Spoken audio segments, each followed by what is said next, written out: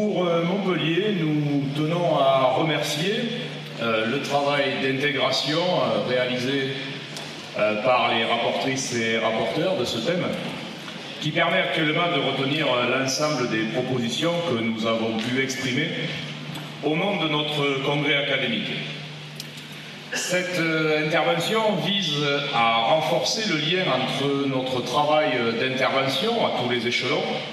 dans le cadre d'instances de dialogue social, ce qui est présenté dans le paragraphe 37,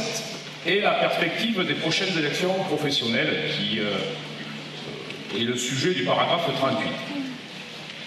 La dégradation importante des conditions générales de dialogue social et de négociation a été amplifiée par la loi de transformation de la fonction publique, dont nous continuons de revendiquer l'abrogation. La multiplication du nombre des instances, et parmi elles de groupes de travail, induit une démultiplication du travail militant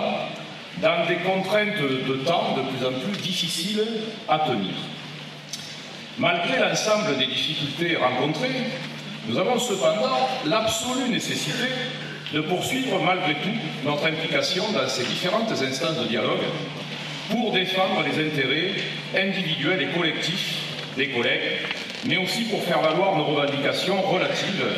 au retour d'un paritarisme plein et entier, sans renoncement, et à la défense de l'identité professionnelle qui construit notre action syndicale au quotidien, au plus près des collègues.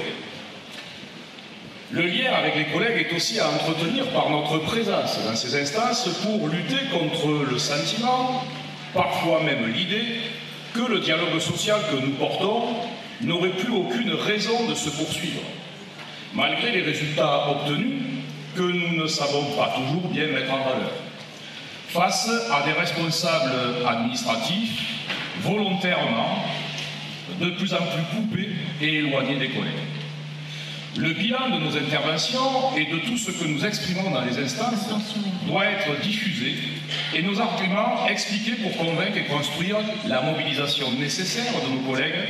pour qu'elles et ils participent massivement aux élections professionnelles 2022 pour porter et faire gagner nos mandats ambitieux pour la défense de tous leurs intérêts. Le lien étroit entre le dialogue social porteur de revendications ambitieuses dans les négociations doit pour nous être renforcé dans la campagne des élections professionnelles dans laquelle le SNES et la FSU vont s'engager pour gagner et renforcer leur représentativité. Au-delà, il peut être un des outils à mobiliser pour construire les alternatives politiques et sociales de transformation sociale que nous souhaitons toutes et tous. Je vous remercie.